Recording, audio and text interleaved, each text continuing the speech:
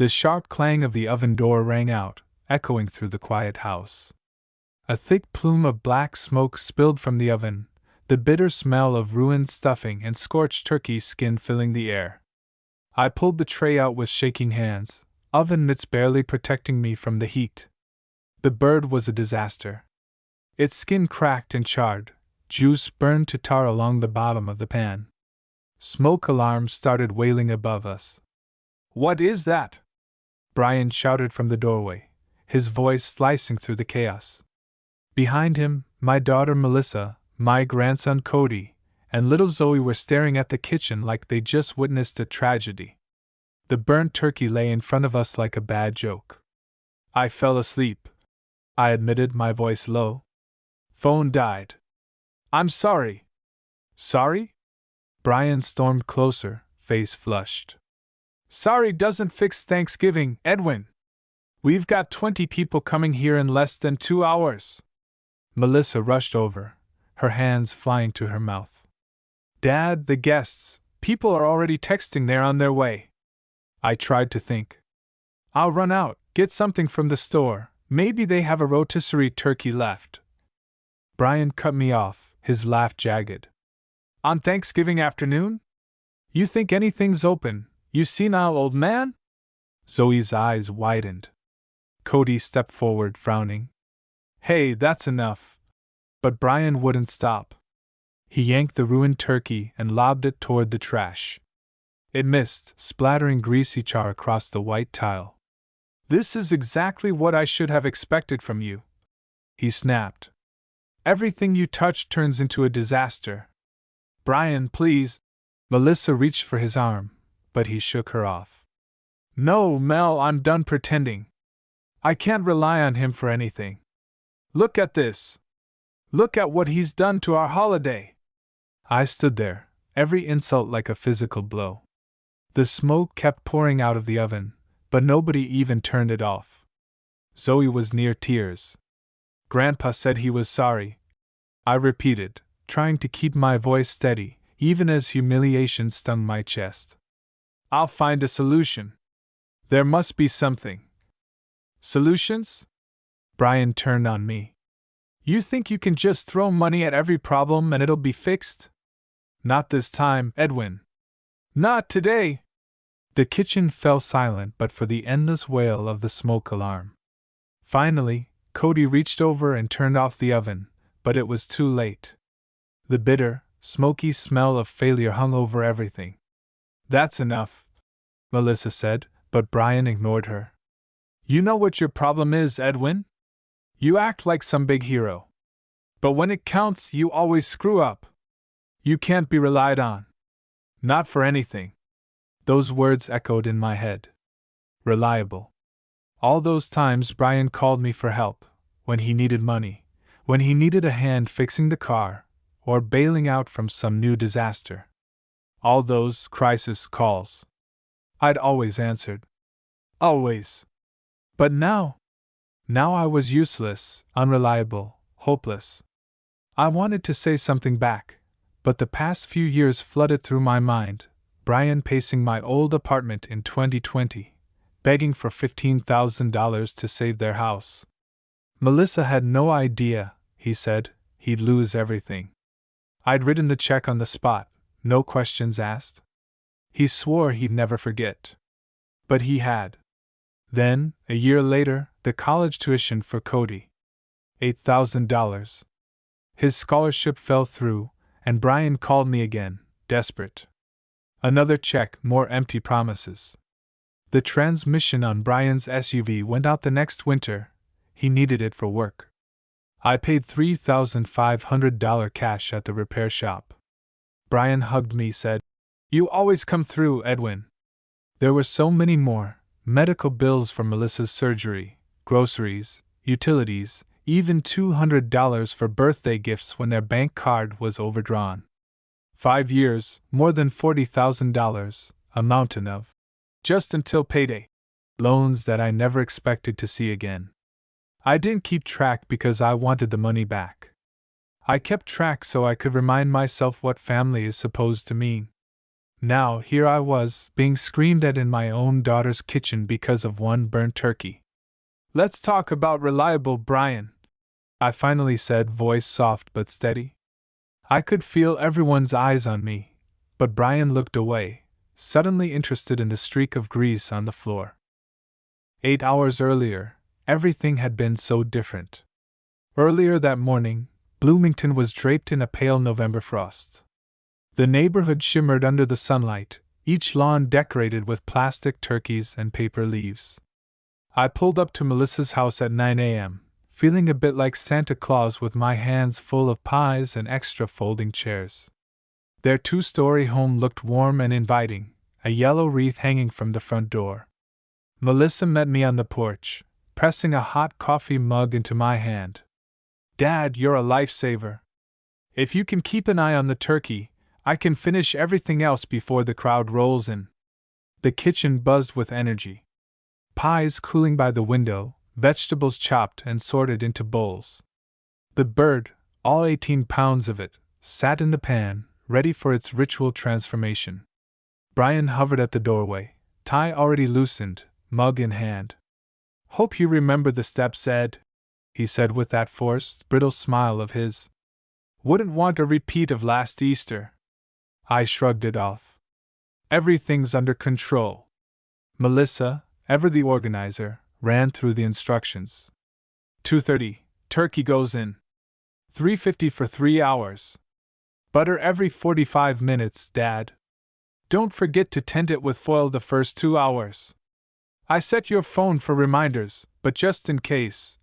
She left a timer on the counter. I nodded, careful not to let my confidence waver. Cody peeked in, excited for football and mashed potatoes. Zoe brought me a handmade turkey out of construction paper. "For good luck, Grandpa," she giggled, and for a moment it all felt worth it. Brian left to run errands, telling Melissa he needed to clear his head. She rolled her eyes after he left. "Work's been rough. He's worried he might get cut before Christmas."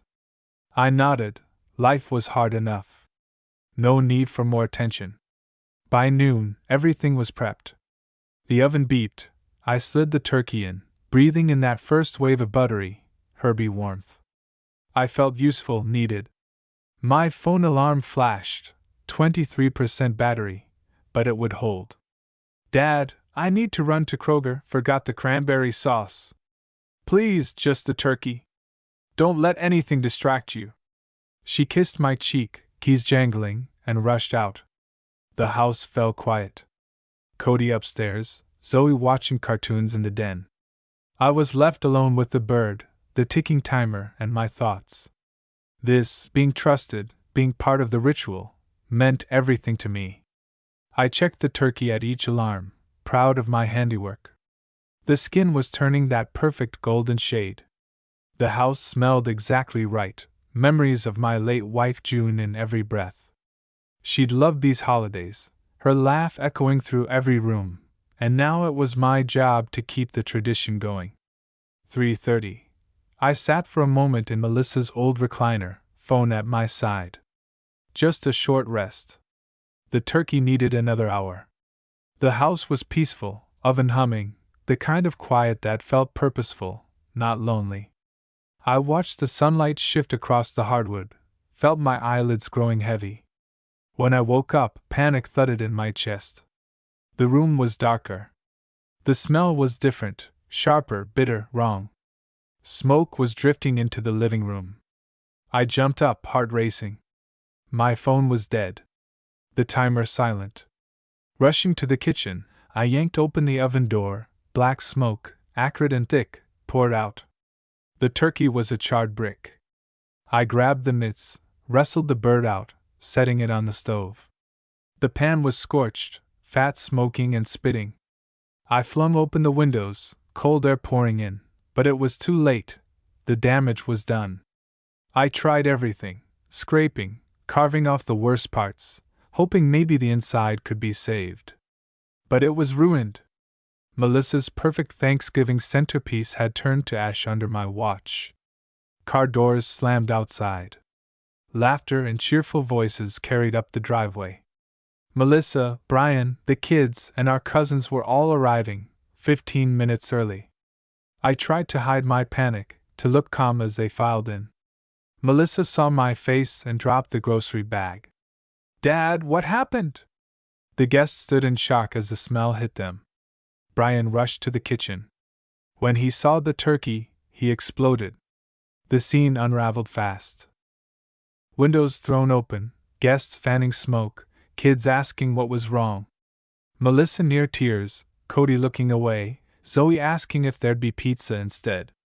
And Brian, louder, angrier, as if this one mistake erased everything I'd ever done right.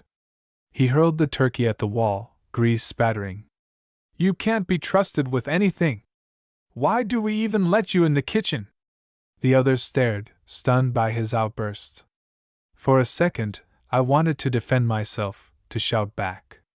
But instead, I found myself remembering every time I'd picked Brian up when he fell, every time I'd been his safety net. This wasn't just about a burnt turkey. It was about respect. About what being reliable really meant. But before I could say a word, Brian's rage spiraled out of control, his voice echoing through the ruined kitchen, splitting the family right down the middle. The house was thick with tension. Smoke still drifted through the air, but the bitter words Brian had thrown cut deeper than any smell. Melissa tried to calm him. Brian, please, don't do this in front of the family. But he wouldn't listen. His anger had taken over. You think I'm overreacting, Mel? He ruins every holiday, Brian shouted, pointing at me like I was a criminal. Easter, Christmas, Thanksgiving, if Edwin is in charge, it's a disaster. His voice rose, echoing down the hallway. Some of the cousins stepped back, whispering to each other, embarrassed for everyone. Melissa's face was blotchy with tears. She tried to defend me, but Brian kept building his case, dragging up every mistake, every small error I'd made in years past, each one more exaggerated than the last. You're hopeless, he sneered. But you're always happy to hand out advice, or try to buy your way back in. You can't even remember to set a timer. You're not some hero.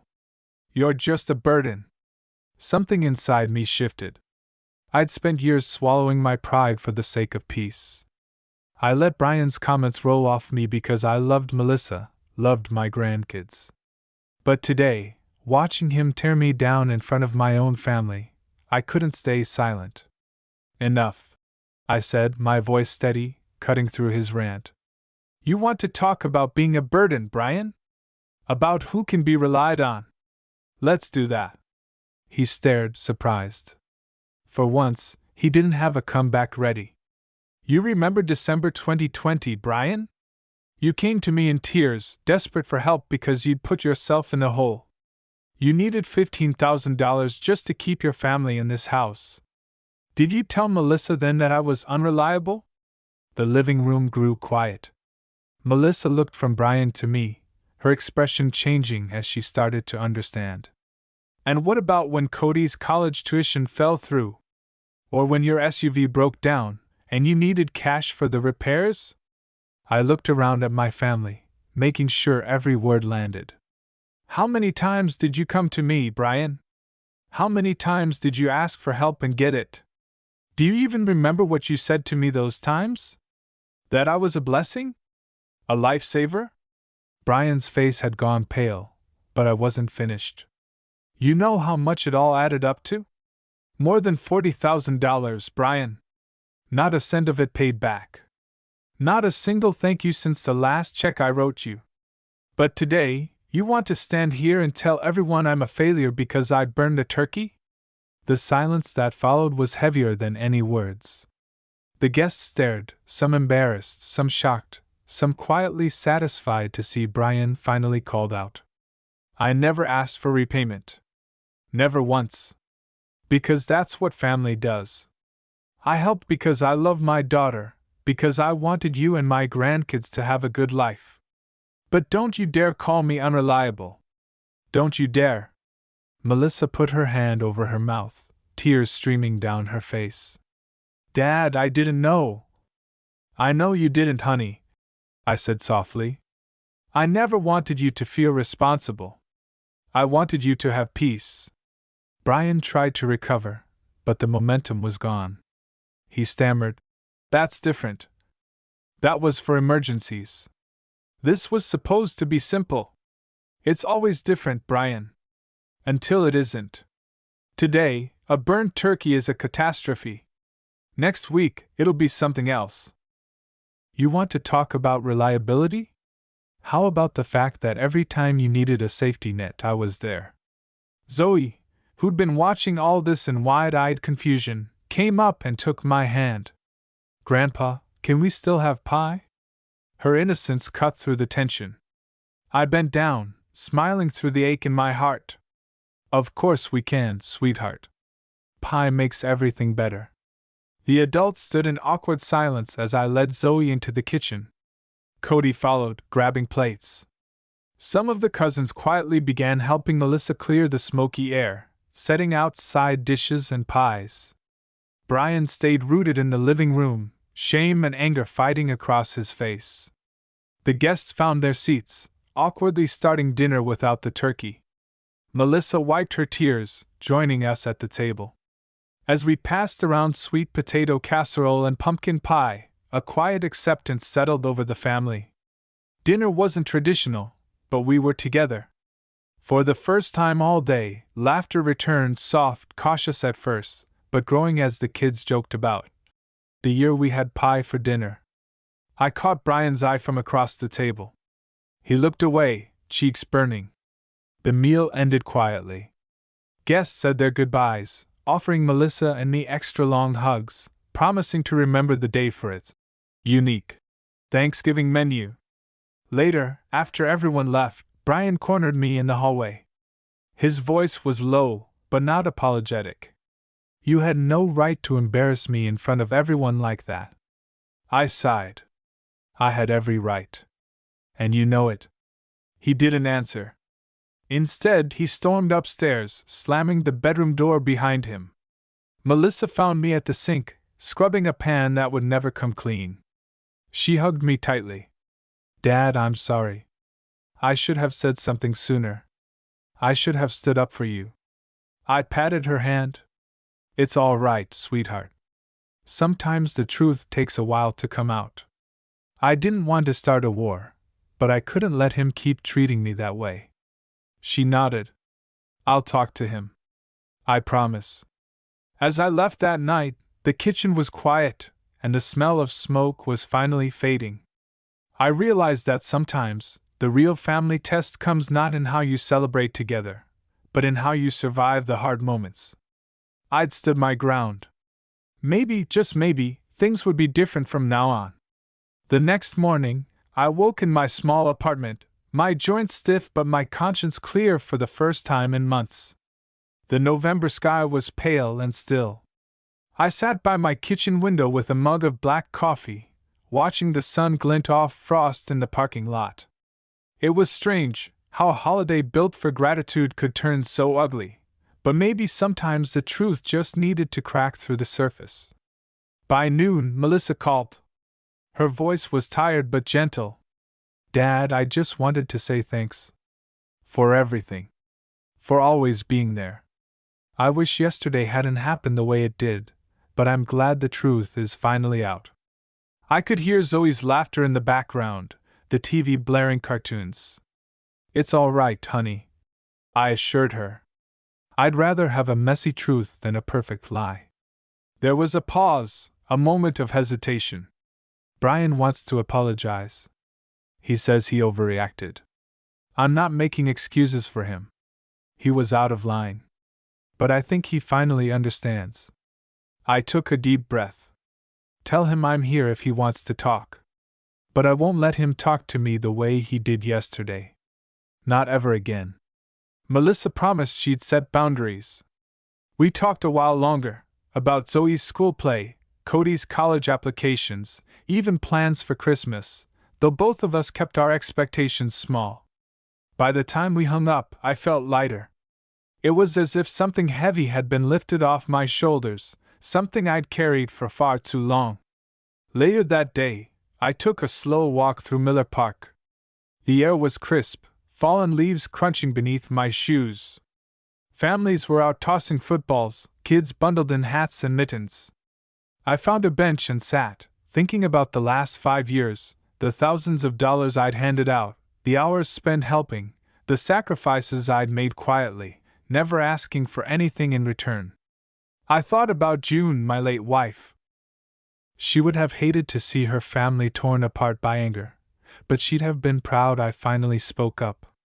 "Don't let them mistake kindness for weakness," she used to say. I could almost hear her voice on the wind. I remembered one winter long ago, when Brian and Melissa were first married. Their old apartment's furnace had gone out during a blizzard. Brian called me at midnight, panic in his voice. "Edwin, I don't know what to do. It's freezing in here." I drove across town, flashlight and tools in hand, and spent the night patching pipes, getting the heat back on. Brian had hugged me that morning, grateful and humble. "I'll never forget this," he'd said. "But people do forget. Or they choose to, when it's easier." As I sat there, I realized it wasn't just about the money or the favors. It was about respect. I never wanted to keep score, but being treated as useless stung more than any unpaid debt. Family is supposed to lift you up, not push you down. That evening, back in my apartment, there was a knock at my door. It was Brian. He stood in the hall, hands jammed into his coat pockets, eyes red-rimmed. For a long moment, neither of us spoke. "I'm sorry," he said at last, voice cracking. "For everything. For what I said, for what I did. I was angry, but I had no right to take it out on you." I looked at him, trying to see the young man I'd once welcomed into my family, not just the defensive, prideful person from yesterday. "You hurt Melissa, too. And the kids. They saw everything." He nodded, ashamed. "I know. I'm going to fix it. I don't know how, but I'll try. I'll pay back what I can and I'll—" He trailed off, lost. "Start with respect, Brian," I said softly. "Money isn't the problem. The problem is pretending I don't matter until you need something. I want to be part of this family, not just the guy you call for bailouts." He wiped his face, swallowed hard. "I hear you, Edwin. And I want that too. I want you to know I do appreciate you. I get overwhelmed sometimes. I take things out on you that aren't your fault." I nodded. "That's all I ask? No more shouting. No more blame. If you need help, ask, but don't expect it. And if I make a mistake, I deserve the same understanding I've given you." He offered his hand. "Deal." I shook it, feeling the tension between us start to fade. After he left, I sat down with a pencil and pad, making a list for myself, what I'd do differently, how I'd protect my heart going forward. I realized that boundaries aren't just walls to keep others out. Sometimes they're fences to help everyone grow. A few days later, Melissa invited me over for Sunday dinner. No turkey, just chili and cornbread, simple and honest. The air between all of us felt fresher. Cody and Zoe filled the room with laughter. Brian was quieter than usual, but he helped with dishes and even told a few jokes. As we ate together, I realized that family isn't about never having conflict. It's about surviving it, learning, growing, choosing forgiveness, but not forgetting the lessons. I wasn't sure what Christmas would look like this year. Maybe quieter, maybe less perfect on the surface. But I was certain about one thing: I'd never let myself be treated as invisible again. I had value, scars and all. And if another turkey burned, well, there'd always be pie. December came to Bloomington dusted in snow. Streets twinkled with holiday lights, and families everywhere seemed to move a little slower, smiling through scarves and mittens. My apartment was quieter than it used to be, but I'd grown to enjoy the peace. I played Christmas records, put up a little tree with the ornaments June and I had collected over the years, and let the memory of old holidays bring a bittersweet kind of comfort. One Saturday afternoon, Melissa called. "Dad, would you come to Cody's winter concert next week? And maybe stay for dinner after?" Her voice was tentative, but hopeful. "I wouldn't miss it for the world," I replied, heartwarming. "And tell Zoe I want to hear about her science project." The concert was held in the school gym, bleachers full of parents and grandparents, kids in red sweaters and Santa hats. Cody spotted me and waved from the trombone section, his grin wide and genuine. Brian and Melissa sat together, Zoe nestled between them. There was an awkwardness at first, but it softened as the music played. Jingle Bells, Silent Night. Even an off-key but enthusiastic rendition of Let It Snow. Afterward, we crowded into Melissa's car. On the drive home, Cody talked about his college essays, Zoe chattered about snowflakes, and for the first time in weeks, Brian joined the conversation. He asked about my favorite Christmas as a kid. I told them about growing up in Indiana during the 50s, skating on the frozen pond and making popcorn garlands by hand. Dinner was simple, spaghetti and garlic bread, laughter echoing in the kitchen. Melissa had learned from the holiday fiasco and kept things easy. "No turkey disasters tonight, Dad," she teased, and we all chuckled, the tension finally breaking. After dinner, Brian cleared his throat and surprised everyone. "I want to say something." He glanced around, nervous but determined. "Thanksgiving was a mess. I made it worse. I was wrong, and I'm sorry, for yelling, for what I said, and for taking Edwin for granted." He looked right at me. "You've helped us more than I can say. Not just with money, but with everything. I let my pride get in the way, and I took it out on you. I don't want that to happen again." Melissa squeezed his hand. Cody nodded, and even Zoe seemed to understand, giving me a shy smile. I let the silence settle before answering. "Thank you, Brian. That means a lot. All I ever wanted was to be part of your lives. But respect has to go both ways." Brian nodded. "It will." As the evening wore on, the kids put on a Christmas movie, and Melissa made hot chocolate. I watched my family, my daughter's contented smile, my grandkids curled up on the couch, Brian relaxed for the first time in ages. I felt a warmth I hadn't known in a long time. Maybe we'd never be a picture-perfect family. But we could be honest, and maybe that was better. A few days later, I stopped by the house with a tin of cookies for Zoe's school fundraiser. Melissa greeted me at the door. "Dad, can you help Cody with his scholarship forms? He wants your advice." It was the sort of request that used to be routine, but now it felt different, like an invitation, not an obligation. Cody and I sat at the kitchen table, paperwork spread out between us. "Grandpa, do you think I'll get in?" he asked, anxiety in his eyes. I smiled, remembering my own college days. "You're smart, Cody. Hard-working. But no matter where you end up, you'll do great things. Just keep showing up, keep doing the right thing. That's what matters most." He grinned, looking more confident. "Thanks, Grandpa." As we finished the forms, Brian walked in from work, coat dusted with snow. He set down his briefcase and looked at me. "You want to stay for dinner?" he asked, almost shy. "Sure," I replied, feeling the old wounds beginning to heal. That night, as we ate chicken soup and told stories around the table, I realized how much had changed. Brian still had his flaws, pride, impatience, a temper that could flare up at the worst moments. But now he was trying. We all were. I thought of June again, how she'd always insisted that forgiveness wasn't about forgetting, but about moving forward together. "It's not weak to forgive," she'd say. "It's brave. It means you're willing to risk being close again."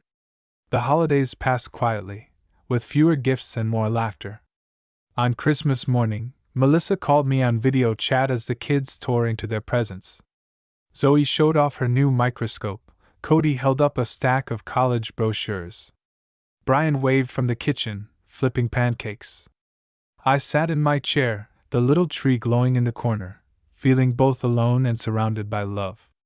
I realized then that families break and mend over and over again, not because they're perfect, but because they keep choosing each other, scars and all.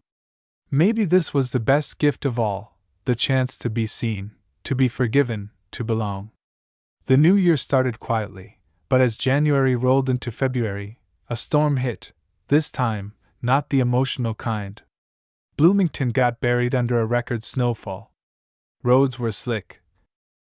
Schools closed, and power flickered off and on for days. Melissa called, voice tense. "Dad, our furnace is making weird noises. Brian tried to fix it, but now it won't kick on at all. Can you come over?" Old habits die hard. I bundled into my thickest coat, packed my toolbox, and drove slowly across town. Their street looked like something from a snow globe, cars half buried, neighbors shoveling sidewalks, kids sledding down hills. I felt a quiet pride that they'd called me, not a repairman. Maybe the lessons from Thanksgiving had stuck. Inside, the house was cold and dim. The kids wore sweaters and extra socks, bundled under blankets in the living room. Brian met me at the door, sheepish. "I probably made it worse," he admitted. "Sorry to drag you out, Edwin." I shrugged. "That's what grandpas are for." Down in the basement, the furnace sputtered and groaned.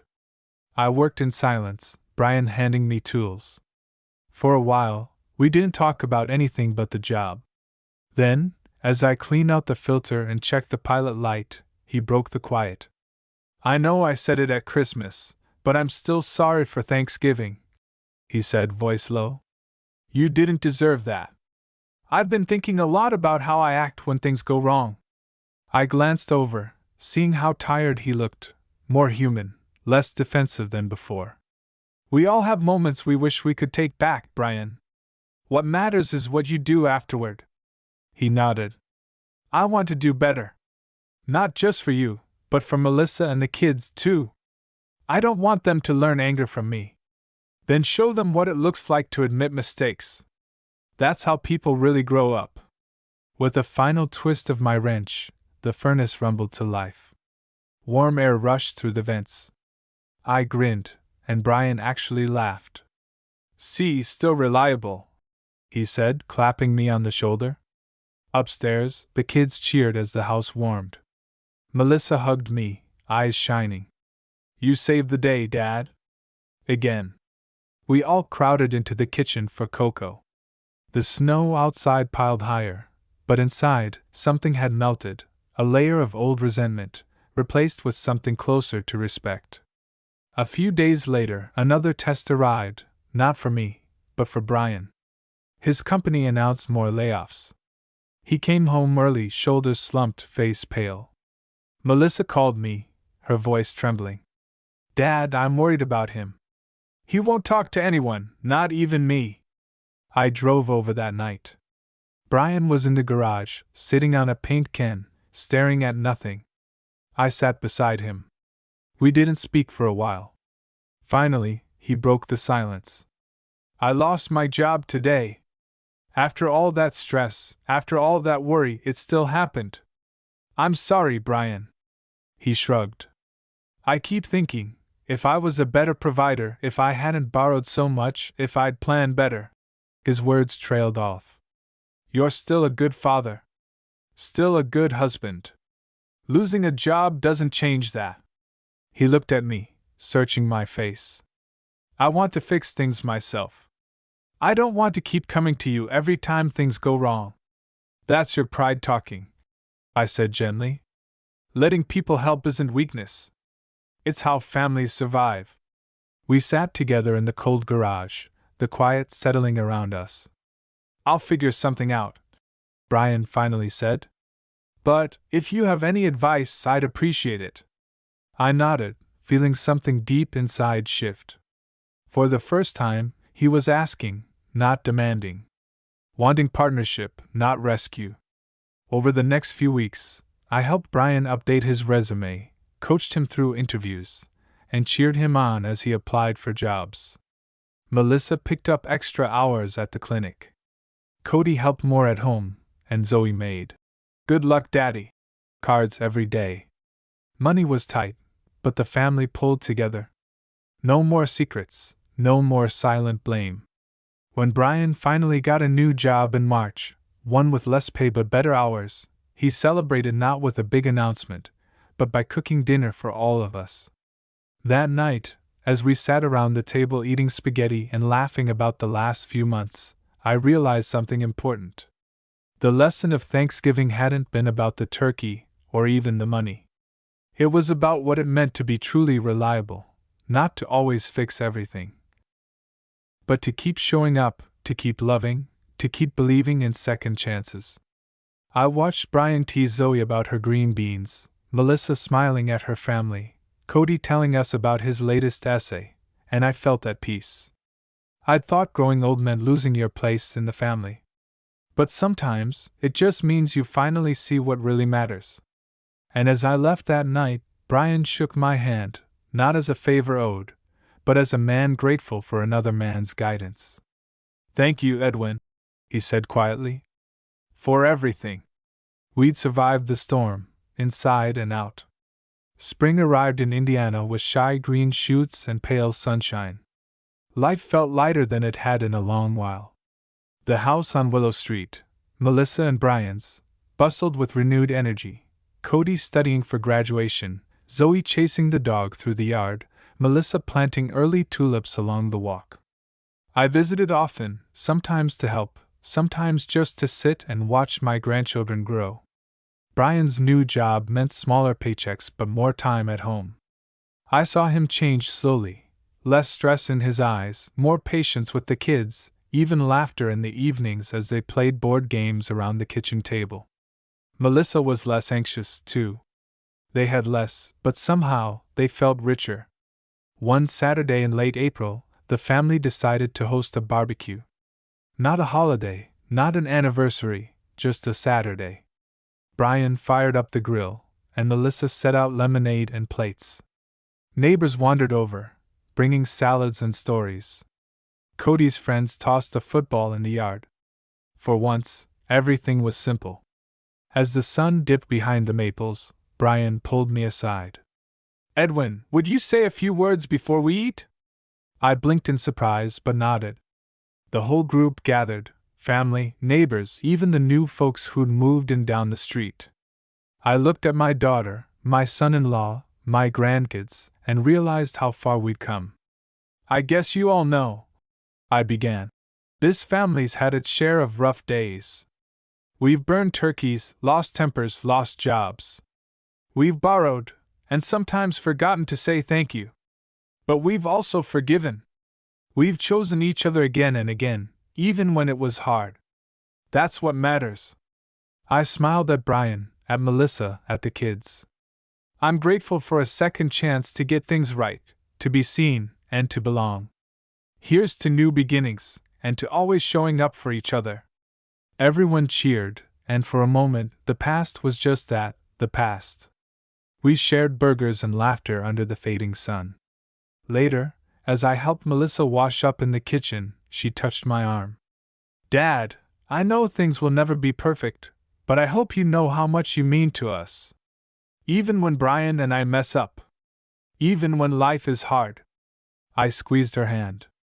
"You and the kids are my life, Mel. I'm proud of you. Of all of you." That night, after everyone left, I lingered on the porch with Brian. He looked up at the stars, quiet and thoughtful. "I know I can't change the past," he said. "But I can be better. I want you to know, I'll always respect you from now on. I want to earn back your trust, not just expect your help." I nodded. "That's all I ever wanted, Brian. We all make mistakes. The trick is to learn from them." He grinned, a bit sheepish. "Next Thanksgiving you're off turkey duty. But I'll need you to show me your secret recipe for stuffing." I laughed. "Deal. But only if you let Zoe help." Brian chuckled. "That's a promise." The seasons rolled forward, life carrying us through graduations, birthdays, and ordinary days that somehow became extraordinary just because we shared them. Brian paid back what he could, sometimes with money, but more often with time, kindness, and respect. Cody got into college. Zoe won a prize at the science fair. Melissa grew a garden that flourished with color and hope. And me? I learned that getting older isn't about fading away. It's about living long enough to see the people you love make their own mistakes and their own victories. It's about holding the door open for forgiveness and having the courage to walk through it yourself. On the anniversary of that fateful Thanksgiving, the family gathered at my apartment for dinner. No turkey, just a pot of chili, salad, and pie. We laughed about the great turkey disaster, Zoe acting it out with stuffed animals. Melissa toasted the table. To Edwin, who kept us all together, even when we fell apart. The room echoed with cheers. And as I looked around at the faces I loved most, I felt the deepest peace I'd ever known.